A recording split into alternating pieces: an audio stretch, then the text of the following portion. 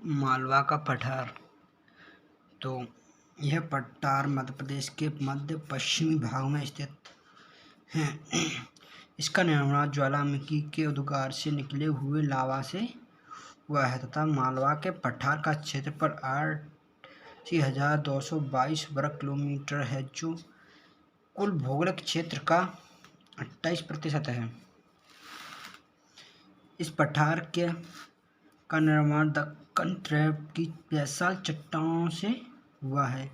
इस पठार के अंतर्गत शामिल जिलों में मंदसौर, रतलाम, उज्जैन, शाजापुर, राजगढ़, सागर और सीहोर, भोपाल, देवास, विदिशा, रायसेन, गुना, इंदौर, धार और झाबुआ का भी कुछ हिस्सा आता है।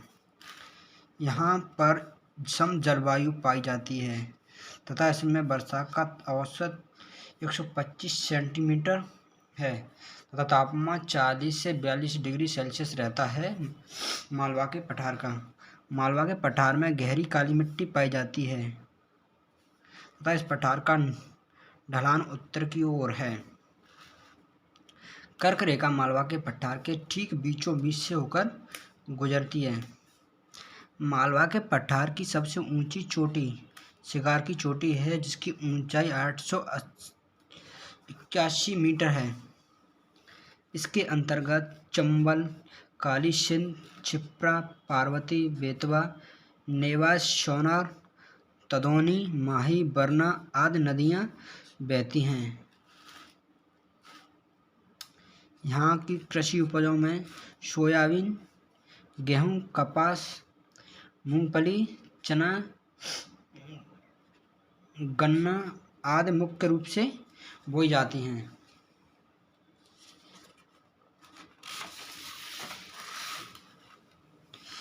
मालवा के पठार के सीहोर जिले की उपज मंडी अनाज मंडी मध्य प्रदेश के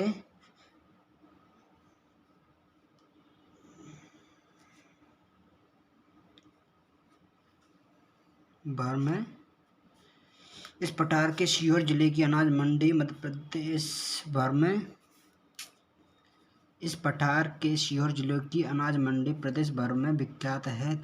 यह पठार उद्योग दृष्टि से भी महत्वपूर्ण है। चीनी यात्री फाहियान ने मालवा के पठार की जलवायु को विश्व की सबसे सर्वश्रेष्ठ जलवायु कहा है। चीनी यात्री फाहियान ने मालवा के पठार की जलवायु को विश्व की सबसे सर्वश्रेष्ठ जलवायु कहा था। इस पठार का विशेष रूप से सूचीबद्ध कपड़ा उद्योग में इंदौर मुख्य केंद्र के रूप में स्थित है। इस पठार का नामकरण मालव जाति के नाम पर पड़ा था। मालवा के पठार में गेहूं डलिया का पठार भी कहा जाता है। गुना को मालवा एवं चंबल का प्रवेश द्वार भी कहा जाता है।